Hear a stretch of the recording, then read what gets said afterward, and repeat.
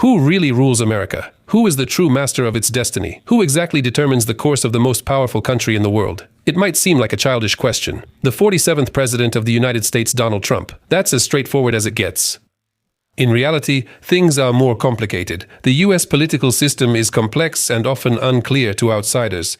However, its cornerstone is to never grant all the power to a single organization or one person under any circumstances. The founding fathers of the United States established the principle of separation of powers as the foundation of the state from the very beginning and built the well-known system of checks and balances for themselves, which now exists in one form or another in all democratic countries. Such a system inherently makes it impossible for a ruler who thinks of himself as a demigod to, without consulting anyone, early in the morning announce, "I have decided to conduct a special military operation. Everyone must comply." That's why today we'll talk about such an important element of the US political system as Congress, the US legislature.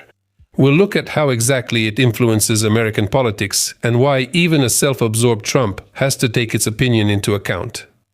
We'll focus mainly on the upcoming midterm elections to Congress and find out why they're extremely important for Ukraine's future. My name is Semen, this is Mikoshu TV, let's get started.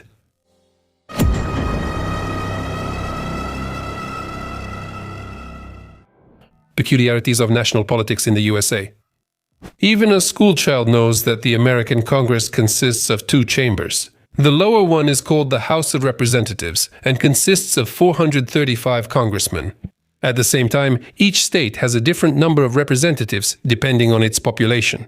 For example, the most populous state, California, has 52 congressmen, Texas has 38, and sparsely populated states like Alaska, Vermont, North Dakota, and others are represented by just one person each. The upper chamber is the Senate, which consists of 100 senators, 2 from each state, regardless of population. The structure of Congress determines the procedure for voting on any bill. First, it is discussed in the House of Representatives and must be approved by at least half, which means at least 218 congressmen. And then the approved bill is sent for approval to the Senate. There, it needs to get the support of at least 51 senators. However, there are options if the votes are split evenly, 50 to 50. In that case, the Vice President of the United States intervenes in the process and his vote becomes decisive. Naturally, he always supports the position of his fellow party members. Then, the bill approved by both chambers of Congress is sent to the President of the United States for signature. And then the head of state faces a dilemma to sign it or to veto it, that is, to block it. Theoretically, a presidential veto can be overridden by 2/3 of the Senate, that is, by 67 senators. However, in practice, such a number of votes has not been reached for more than half a century. Naturally, for any president, it is important that the majority in both chambers of Congress are members of his own party. Then, all his initiatives will receive support and be implemented smoothly. But when one, or even worse, both chambers are in the hands of the opposition, a serious confrontation between the legislative and executive branches actually begins. The president will veto bills. Congress will block the president's plans, and the president will veto Congress's bills. And in such a difficult situation, the only way out is to seek compromise, make mutual concessions, and look for a mutually beneficial solution.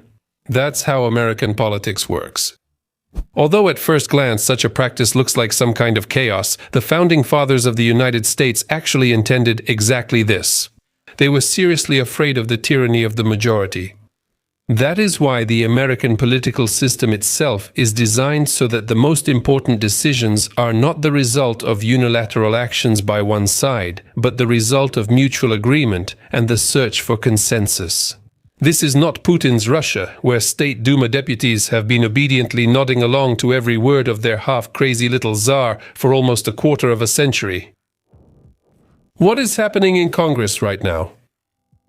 At the moment, the US Congress can be called Republican. Donald Finner-Fredovich's fellow party members have a majority in both chambers.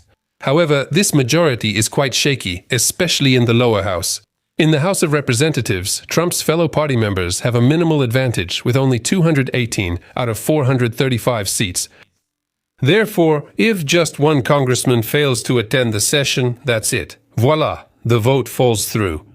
In US political tradition, it's not customary to vote for someone else, called button pushing, meaning voting for yourself and an absent person. So the Republicans' weak spot is obvious to the naked eye. In the Senate, the Republican Party's position is stronger, 53 senators out of 100. In these circumstances, with a relatively loyal Congress, Trump, or really any other president, can feel quite confident and push through any legislative acts. You could finish building the wall on the border with Mexico, appoint cabinet members, or introduce new tariffs. Just to cancel them a month later, by the way. However, I want to emphasize that even when you have control over Congress, there's still no guarantee that the president's bills will pass smoothly. An example of this is last year's situation, when they just couldn't pass the federal budget. As a result, the longest shutdown in history occurred, lasting 43 days when most government employees were sent on unpaid leave. And why did this happen? Because of internal and recent divisions among Republican congressmen. Trump did everything he could to cut government spending on healthcare. However, some Republicans connected to the pharmaceutical lobby actually wanted to keep the same amount of government contracts in the interests of their sponsors. As the saying goes, a donkey loaded with gold can take any fortress. But overall, I want to point out that the situation where such an eccentric and completely unpredictable president like Trump has a loyal majority in Congress is a bit unsettling. For the good of the United States and for the good of the whole world, it wouldn't be a bad idea to clip the wings of this self-absorbed peacock a little, to limit his excessive ambitions, to make him take into account the opinions not only of the conservative part, but also of the other parts of American society. After all, that's exactly what the founding fathers of the United States wanted. That's why so many reasonable citizens, not only in America, but also in Europe and especially in Ukraine, are eagerly awaiting the midterm congressional elections. And now we get to the heart of the matter. Midterm elections and their hidden meaning. Everyone knows that the President of the United States is elected for 4 years. In November of every leap year, the whole world, especially America, waits and flips a coin with the same question. Who will win? Who will come out on top? The candidate from the Republican Party or the Democratic Party? The fate of not only Americans, but also citizens of other countries may depend on this choice. After all, if the Democrat wins, it almost certainly means that pensions and other social benefits will be increased, but at the same time, taxes for businesses will go up. And if the Republican wins, then everything will be exactly the opposite. Many enterprising people, not only in the US, build their business plans based precisely on this political situation. Few realize that congressional and local elections happen alongside the presidential election. However, the gubernatorial elections are of little interest to us, since they are not the ones who will decide or determine the amount of aid allocated to Ukraine and other countries. And they will not influence the foreign policy agenda as a whole, so let's focus exclusively on Congress. However, the founding fathers of the United States were quite cunning and designed the system to prevent a situation where a victorious president, riding a wave of popularity, would automatically bring with him a kind of single-party majority in Congress, and throughout his term would be a full-fledged autocrat. And they made things a bit complicated. The House of Representatives is elected not for 4 years, but only for 2, while the Senate is elected for 6. But, at the same time, not all at once, but in such a way that every 2 years, 1/3 of the entire Senate is renewed, that is, 33 people. Now let's make it simpler. On November 5, 2024, Trump won the presidential election. That's a well-known fact. Along with him, 435 congressmen from the House of Representatives were elected. That's also clear. But with them, 30 were also elected. 33 senators for the seats that were up for election in 2018. I hope that's clear, because making a video about the US electoral system is quite a quest. Thus, on November 3, 2026, all members of the House of Representatives and another 33 senators will be elected or re-elected. So, as a result, the political landscape of the US could change significantly.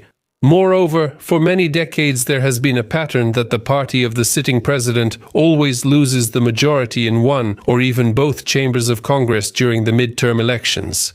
In the last 80 years this has happened in 18 out of 20 cases. There's actually nothing phenomenal about this political phenomenon. First and foremost, what matters most is voter disillusionment. After all, when a president takes office, the electorate's expectations are always too high. That's how it is in Ukraine, that's how it is in the US, and in general, in any country where there's a normal, healthy, competitive environment.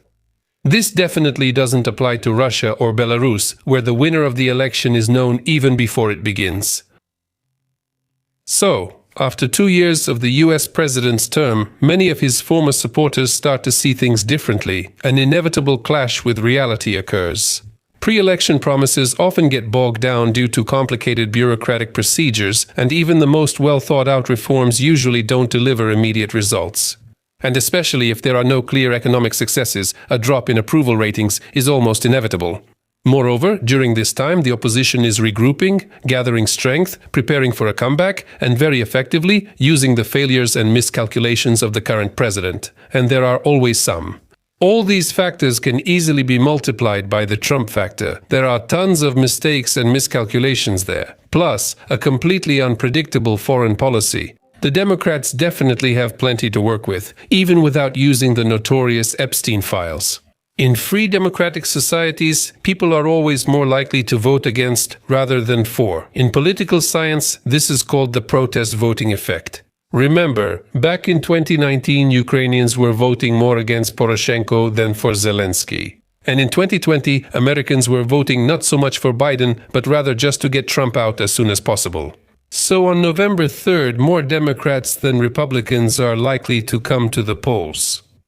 But the main charm of the midterm elections isn't even about changing the makeup of Congress, but rather about when exactly they take place. Exactly right in the middle of the 4-year presidential term. It's like the halfway point of a presidency, summing up certain results of his activities over the past 2 years and focusing on preparing for the next presidential election. So, the congressional midterm elections are always a kind of springboard for the presidential election, a dress rehearsal, and also a casting call for potential presidential candidates. Very often new stars emerge during the midterm elections. Not only senators and congressmen, but also governors who show phenomenal results in their states automatically make it to the shortlist of presidential candidates. For example, Ron DeSantis' brilliant victory in the Florida gubernatorial election in November 2022 instantly made him the main nominee. At that time, he was a competitor to Trump within the Republican Party. The Republican and Democratic parties use the next 2 years, and in our case, this is the period from November to November 2028, to identify the so-called pain points of the electorate. If the pre-election strategy worked in the midterm elections, such as the legalization of marijuana or the protection of women's abortion rights, then it will definitely be scaled up to the level of the presidential campaign. But if the party failed miserably in the midterm elections, it has exactly 2 years to work on its mistakes and change its political course, and if necessary, its leader as well. Among other things, the midterm elections allow the party machine at the local level to be tested in action. This includes building networks of volunteers, creating voter databases, and working out logistics, finding new sponsors, and keeping the old ones. Whoever organizes turnout better at the state and district level in 2026 will inevitably gain an advantage. And we shouldn't forget a very simple truth. Politics in the US is always about money, huge amounts of money.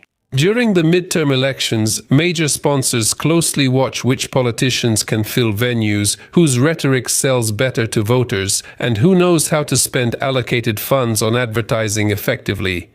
And those who manage to win in the tough competition of the midterm cycle definitely get access to the checkbooks of the country's main donors for the upcoming presidential race. The Republican Party, the split among the elites. And now let's analyze the political situation within each camp.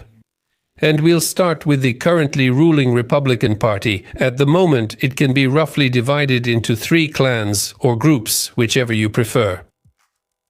The first and most obvious are the so-called Trumpists, or Trumpians, or the so-called MAGA, which is an abbreviation of the famous slogan, "Make America Great Again." These are the most radical, the most devoted supporters of Trump. Their ideology is America first. That's why they advocate for strict isolationism in foreign policy, fighting against migration and economic protectionism by introducing high tariffs and supporting local businesses. Generally, MAGA focuses more on domestic policy and less on foreign affairs.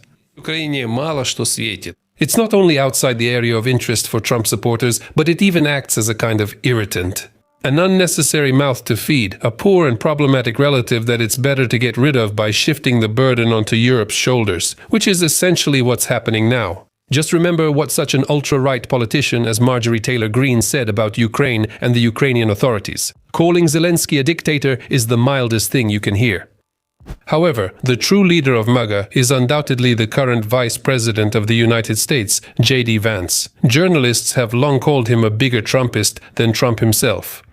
He is considered the most likely successor to the current president, at least in the 2028 elections. This trend is supported both by the opinions of numerous experts and by private polling data.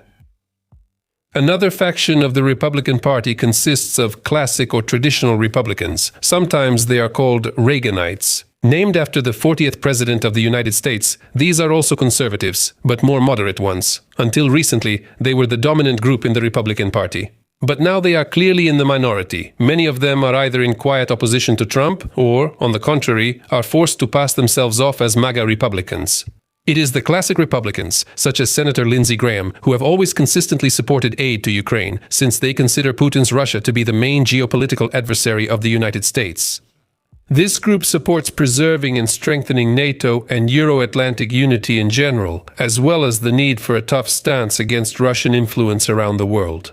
That is why they are often called hawks, supposedly because of their aggressiveness. Among these hawks are the already mentioned Graham, Senator Mitch McConnell, former Vice President Michael Pence, former Special Representative for Ukraine Keith Kellogg, as well as the current U.S. Secretary of State Mark Rubio, who has shown a rather favorable attitude. Rubio is also sometimes considered as a potential successor to Trump, although his ratings are significantly lower than Vance's, at least for now. The third group is the most diverse and the most mercantile of all. This is the so-called swamp. Most often, these are lobbyists for large arms and oil and gas companies, without any ideological stance. Such politicians as Tom Cotton, Ted Cruz, Michael Watts, and Roger Wicker can be included among them. For them, it's important that America makes money. It doesn't matter how or on what. Is weaponry and ammunition being produced for Ukraine? Great, it's a profitable business. American oil and gas are pushing Russian ones out of the European market. That's not bad either, maybe even better. Dollars will flow into the States. Nothing personal, just business. That's why representatives of this corporate lobbyist wing, depending on what is politically expedient, can support both Trumpists and classic hawks. Democratic Party leadership crisis. And now, let's talk about the opposition. Inside the Democratic Party, everything is much more contradictory and confusing right now. And above all, because there is still no clear, undisputed leader. By the way, the same problem showed itself during the 2024 presidential elections. The rapidly weakening Biden was hardly able to effectively compete with the brazen and pushy Trump. That's why the party bosses pressured the president to withdraw his candidacy in favor of Kamala Harris. Well, as for how it all ended, you know that better than I do. First of all, we need to pay attention to the moderate Democrats. They are also called institutionalists, centrists, or simply the old guard. Joe Biden and Barack Obama used to belong to this group, as well as the aforementioned Kamala Harris, the current Senate Minority Leader Chuck Schumer, and recently the rapidly rising Gavin Newsom. These politicians support the traditional democratic agenda, preserving and strengthening existing alliances, including NATO, a free market without restrictions, further globalization, and increasing social support for the poor. For Ukraine, this is the ideal option. In fact, thanks to the dominance of this wing and the personal support of Biden himself, Ukraine has been receiving large amounts of free aid for 3 years. However, other democratic groups are not as sympathetic to Ukraine, or rather, it is somewhat on the periphery of their interests. For example, the left wing of the party, also known as the Progressives, is becoming stronger and stronger, and many conservative journalists even call them the American version of communism. They are predictably in favor of introducing completely free healthcare and education, total implementation of green technologies, and the protection of the rights of women, illegal migrants, and the LGBT community. That's why it's important for them to keep resources within the US to solve domestic problems, rather than allocating taxpayers' money to some distant countries, especially those on the other side of the world. The ideologists of the American left are the elderly, almost communist Bernie Sanders, as well as the young and ambitious Congresswoman Alexandria Ocasio-Cortez. There are also less influential groups, such as the New Democrats or moderates. Among them, for example, are Hakeem Jeffries, Josh Shapiro, and Gretchen Whitmer. Such politicians are also sometimes called Silicon Valley Democrats, since some of them are connected with tech giants such as Meta, Google, Amazon, and Microsoft. In fact, they are the counterparts of Republican lobbyists. For them, Ukraine's interests are only important when they align with their own. In any case, the Democratic Party currently does not have clear leaders on the level of Obama, Bill Clinton, or the legendary John Kennedy. After Joe Biden's departure and Kamala Harris's defeat in the 2024 elections, the party has not yet produced a single undisputed favorite. In opinion polls, Newsom and Ocasio-Cortez appear more and more often, but neither of them has consolidated support from the entire party. And without that, it's simply impossible to defeat a titan like J.D. Vance in 2024. However, the upcoming midterm elections could easily change the current balance, as they are essentially a dress rehearsal for the presidential elections. As for Scenario A, we'll start with the current ratings. Though more than half a year remains before the congressional elections, sociologists have been researching since late last year. And at the moment, overall, the political tradition that the president's party loses in the midterm elections is being confirmed. According to poll data in the House of Representatives, the Republicans are losing between 10 and 18 seats, which is more than enough for the Democrats to form their own majority. The situation in the Senate is more complicated. The Republicans have to defend 20 seats, while the Democrats only have 13. In order to gain even a shaky majority, the Democrats need to keep their 13 seats and take 4 seats from their opponents. And that's not easy because most of these Republican senators were elected in their own states, that is, in states where Republicans have traditionally always won. A little clarification. In the US, there are states where Republicans almost always win, and Democrats have no chance there. And there are also states where the exact opposite is true. For many decades, candidates from the Democratic Party have been winning in California, Massachusetts, and New York, while in Texas, Florida, and Louisiana, it's the Republican candidates who win. And there are 10 to 15 swing states where the residents' preferences change from one election to another. That's why the fight is focused on the electorate of the swing states. During these midterm elections, the swing states are North Carolina, Michigan, Maine, and Georgia. There, the opponents' chances are almost equal. They're running neck and neck so far. It's impossible to predict the outcome at this point. So the most likely scenario is that the Democrats will manage to take control of the House of Representatives, but the Senate will still remain with the Republicans. In practice, this will mean that Trump's real ability to influence U.S. domestic policy will be greatly reduced. The House of Representatives can initiate budget restrictions, for example, stop allocating funds for building the wall on the border with Mexico, and also exercise increased oversight over Trump and his inner circle, and if necessary, conduct special investigations, for example, into the Epstein case. However, without control over the Senate, the Democrats will not be able to independently carry out foreign policy initiatives. Trump will have a free hand when it comes to key appointments and the ratification of international treaties. To put it simply, the House of Representatives will block Trump's initiatives, while the Senate will do everything it can to slow down the Democrats. That's why the budget process will always be a battleground for negotiations. The Democrats in the House will propose increasing social benefits and other payments, while the Republicans in the Senate will ruthlessly cut them. But if the Democrats do manage to take control of both houses, then by the end of his presidential term, Trump will become, if not a lame duck, then definitely a pilot with a serious hole in his plane. This scenario means a complete legislative blockade of the White House's initiatives. Trump won't be able to pass a single important law. By the way, that's exactly why all presidents hurry to launch their reforms within the first 2 years of their term. And in general, in this case, Congress will use the threat of default and shutdown to force Trump to make concessions. Without the Senate's approval, he won't be able to fire or appoint any cabinet secretary, ambassador, or judge. Moreover, with a majority in Congress, the Democrats will almost instantly initiate dozens of investigations into the activities of Trump and his team. The launch of impeachment proceedings is quite possible, so in this case, don't be too quick to get your hopes up. In order to remove Trump, the approval of another 60 senators is needed, and here it's a challenge just to get 51. And even if, for the first time in US history, it were possible to carry impeachment through to the end, it would mean that J.D. Vance would automatically, without any elections, become the 48th president. That's why it's not surprising that the overwhelming majority of Democrats are ready to say a prayer for the hated Donald Fredovich's health, just so that an even more hardcore Trump supporter doesn't end up in the White House. Such are the realities of American politics. Will everything be like it was with Grandpa? Now let's see how the results of the midterm elections affect the level of support for Ukraine.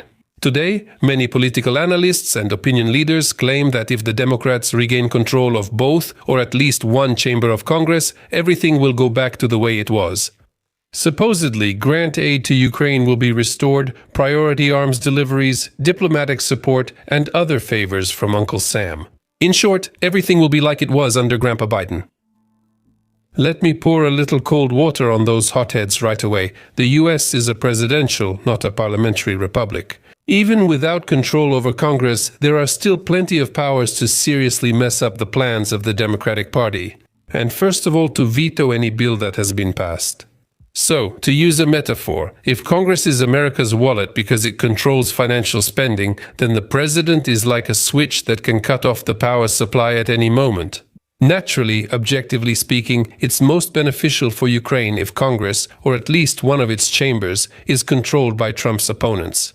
Then, there is still a small chance for success. Of course, no one will allocate $61 billion anymore, like during Biden's time, especially without any conditions. Any new aid package will be the subject of tough negotiations, but it's still possible to bargain and give it a try.